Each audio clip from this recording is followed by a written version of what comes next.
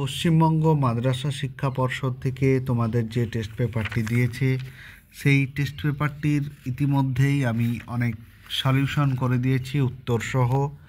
তাই তোমরা ইতিমধ্যেই যারা ভিডিওটিতে নতুন তারা প্লেলিস্টে গিয়ে এখনও ভিডিওগুলি দেখো, যে ওখানে সাবজেক্ট ওয়াইজ আমি ভাগ ভাগ করে সাজিয়ে দিয়েছি। তোমরা জাস্ট গিয়ে একটা করে দেখে নাও, ঠিক আছে? আর যারা নতুন অবশ্যই তারা চ্যানেলটি সাবস্ক্রাইব করো। এটা অবশ্যই আমাদের ভিডিও বানাতে উৎসাহ হয়। তোমরা এতদিন ধরে যে সাপোর্টটা দিয়ে আসছো তাতে আমি খুবই তোমাদের প্রতি কৃতজ্ঞ। আর আজকে আমি যে সেটটি বা টপিকটি বানাবো সেটির পেজ নাম্বার এবং সেট নাম্বার তোমরা একটু মিলিয়ে নাও। পেজ নাম্বার 317, ঠিক আছে? তাহলে পেজ নাম্বার 317 এবং সেট নাম্বার 9, তোমরা এই দুটি জিনিস মিলিয়ে নিও। বেশ, চলো আজকের প্রথম প্রশ্ন হচ্ছে যে মানুষের জননকোষ বা গ্যামেট ক্রোমোজোমের সংখ্যা কত? সেটা হচ্ছে 23টি, 23 জোড়া নয়, অপশন এ। 2 নম্বর, বিবাহপূর্ব রোগ সম্ভাবনা নির্ণয়ে পরামর্শ করা হলো কি? এটা হয়ে যাবে তোমার জেনেটিক কাউন্সিল, বিয়ের। তারপরে চলো, কোনটি নাইট্রিফাইং ব্যাকটেরিয়া? সেটা হচ্ছে নাইট্রোসমোনাস, এটা হচ্ছে একটা নাইট্রোফাইং ব্যাকটেরিয়া। 4 নম্বর, বনচাঁড়াল গাছের পার্শ্বীয় পত্রগুলির সঞ্চালন হলো কি? সেটা হচ্ছে তোমার প্রকরঞ্চলন, অপশন বি। 5 নম্বর, কোন হরমোনের উপর নাম ভেসোপ্রেসিন? সেটা হচ্ছে তোমার অ্যান্টিডাইউরেটিক হরমোন, অর্থাৎ এডিএইচ এর উপর নাম ভেসোপ্রেসিন। 6 নম্বর, জনন মাতৃকোষে ক্রোমোজোম সংখ্যা 30 হলে মিওসিস কোষ বিভাজনে অপত্য কোষের ক্রোমোজোম সংখ্যা কত হবে? এটা হয়ে যাবে তোমার 15টি। চলো পরবর্তী দেখো যে এমফাইসিমা রোগটি মানবদেহের যে অঙ্গে দেখা যায় সেটি কোন অঙ্গে দেখা যায়? অপশন সি, ফুসফুসে। এরপর অরিজিন অফ স্পেসিস, এই বইটি কার লেখা? এই বইটি হচ্ছে তোমার অপশন এ, ডারউইনের লেখা। চলো পরবর্তী প্রশ্ন দেখে নাও। 8 নম্বর প্রশ্ন হচ্ছে 9 নম্বর প্রশ্ন। 9 নম্বর প্রশ্নের প্রথম প্রশ্ন হচ্ছে যে বায়োজেনেটিক সূত্রের প্রবক্তা হলেন কে? বায়োজেনেটিক সূত্রের প্রবক্তা হলেন অপশন সি, হেকেল। 10 নম্বর, দেহের ভারসাম্য রক্ষাকারী মানব মস্তিষ্কের অংশ হলো কোনটি? সেটি হচ্ছে অবশ্যই লঘু মস্তিষ্ক, অপশন এ। ইউগ্লিনা গমনাঙ্গের নাম কি? এর আগে অপশনটি ভুল বলা হয়ে গেছে, ঠিক আছে? এটা হচ্ছে ইউগ্লিনা গমনাঙ্গের নাম হবে ফ্লাজেলা, আর ক্ষণপদ হবে কার?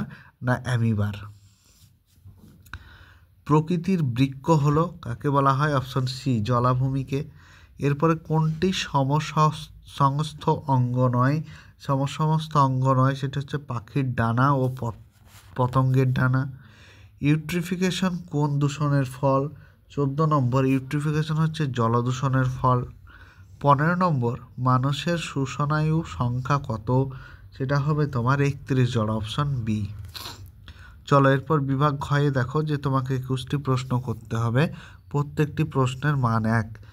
তাহলে কোন বিবর্তন মানে ড্যাশ বিবর্তনের ফলে সমবৃত্তীয় অঙ্গের উদ্ভব ঘটে? সেটা হচ্ছে অপসারী বিবর্তন, ঠিক আছে? তাহলে এখানে লিখে নাও যে অপসারী বিবর্তন। 2 নম্বর দেখো, 2 নম্বরে কি রয়েছে যে পায়রার যে লেজের পালকের মোট সংখ্যা কোটি? সেটি হচ্ছে 12টি। 3 নম্বর দেখো যে ডাবের জলের মধ্যে কোন হরমোন উপস্থিত? সেটা হচ্ছে এর আগের বারও বললাম যে সাইটোকাইনিন। পরবর্তী প্রশ্ন দেখো, মৌমাছির বার্তা আদান প্রদান হলো ড্যাশ ঘটিত অভিযোজন। তাহলে এটি কি হবে? এটি হয়ে যাবে আচরণ ঘটিত অভিযোজন। পরবর্তী দেখো, সীসার দূষণের কারণে ড্যাশ রোগ হয়। কি রোগ হয় সীসা দূষণের কারণে? সেটা হচ্ছে উপরে লিখে দিচ্ছি দেখো, ডিসলেক্সিয়া। ডিসলেক্সিয়া। পরবর্তী প্রশ্ন দেখো, যে নিচের বাক্যগুলির আরেকটি আছে, যে পদার্থ থেকে ক্যান্সার সৃষ্টি হয় তাকে কি বলে? তাকে বলা হয়, এর আগে সেটাও করলাম, তাকে বলা হয় কার্সিনোজেন। চলো পরবর্তী প্রশ্ন দেখো, যে কোনটি ঠিক অথবা কোনটি ভুল সেটি দেখতে হবে। প্রথম প্রশ্ন, যে থাইরক্সিন একটি আয়োডিনযুক্ত হরমোন, এটা সত্য না মিথ্যা? এটি অবশ্যই সত্য। চলো পরবর্তী প্রশ্ন, মাইটোসিস কোষ বিভাজনে ক্রসিং ওভার ঘটে, এটা একদম মিথ্যা, কারণ এটা কোথায় ঘটে বলো তো? মিওসিসে ঘটে। পরবর্তী চলো, এক সংকর জননে ফিনোটাইপ অনুপাত 3:1, এটাও সত্য। পরবর্তী প্রশ্ন দেখো, ভলভক্স উদ্ভিদের ট্রপিক চলনে দেখা যায়, এটা ঠিক না ভুল? এটিও সত্য। পরবর্তী প্রশ্ন, আমাদের দেশের পার্থেনিয়াম একটি বহিরাগত প্রজাতি, অবশ্যই এটিও সত্য। পরবর্তী প্রশ্ন, ক্রায়ো সংরক্ষণ প্রকৃতপক্ষে ইনসিটু সংরক্ষণের অন্তর্গত, এটি মিথ্যা, শেষটি মিথ্যা। চলো পরবর্তী প্রশ্ন দেখো, কয় স্তম্ভের সঙ্গে ক্ষয়স্তম্ভ মেলাতে হবে? তাহলে প্রথমে রয়েছে দেখো ক্যাডমিয়াম দূষণ। ক্যাডমিয়াম দূষণ সেটা কোথায়, মানে ক্যাডমিয়াম দূষণের ফলে কোন রোগ হয়? যেটা হয় সেটা হচ্ছে তোমার ইটাই, অর্থাৎ কোথায় আছে? তাহলে সিয়ে রয়েছে দেখো।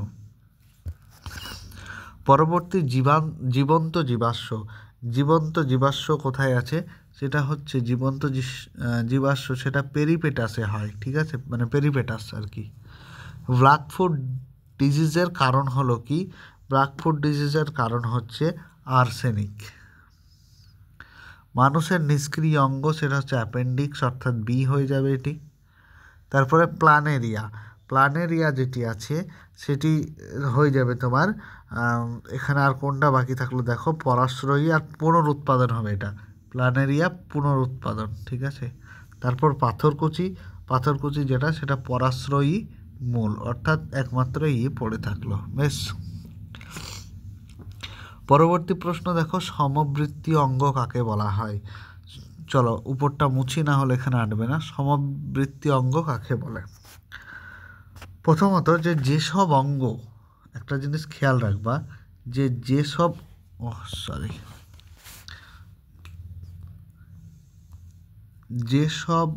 অঙ্গ, ভিডিওটি কেমন লাগছে অবশ্যই তোমরা জানিও। যেসব অঙ্গ শারীরবৃত্তীয়ভাবে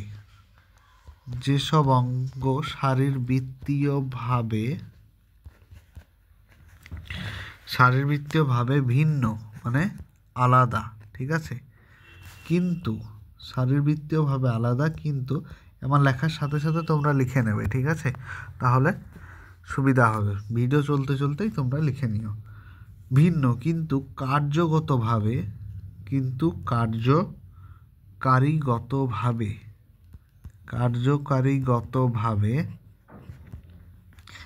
একই রকম, তাকে কি বলে? সমবৃত্তীয় অঙ্গ বলে। চলো পরবর্তী প্রশ্ন দেখো, 20 নাম্বার, যে মানুষের বৃক্কের উপর কোন গ্রন্থি থাকে? মানুষের বৃক্কের ওপর অ্যাড্রিনালিন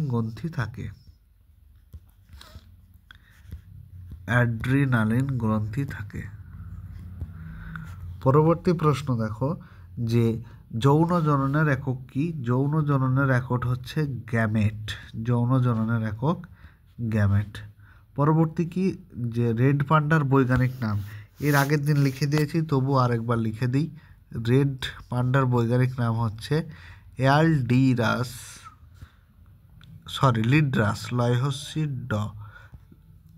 লিড্রাস ফালজেন্স, ফয় আকার ল বর্গীর জয় একা দন্তার নয়ের শয়ে ফালজেন্স। চলো পরবর্তী প্রশ্ন দেখো, যে ম্যানগ্রোভ উদ্ভিদের মূলে কিরূপ চলন দেখা যায়? যে চলনটা দেখা যায় সেটা হচ্ছে অভিকর্ষ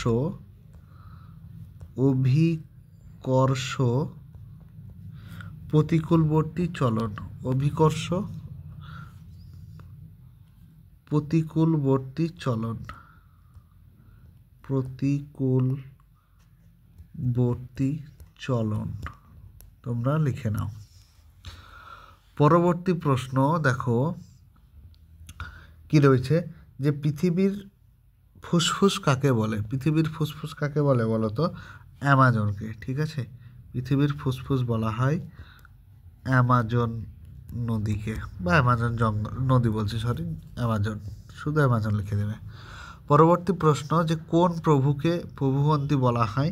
এটা তো আর বলার কিছুই রাখে না, পিটুইটারিকে প্রভুগ্রন্থি বলি আমরা, পিটুইটারি।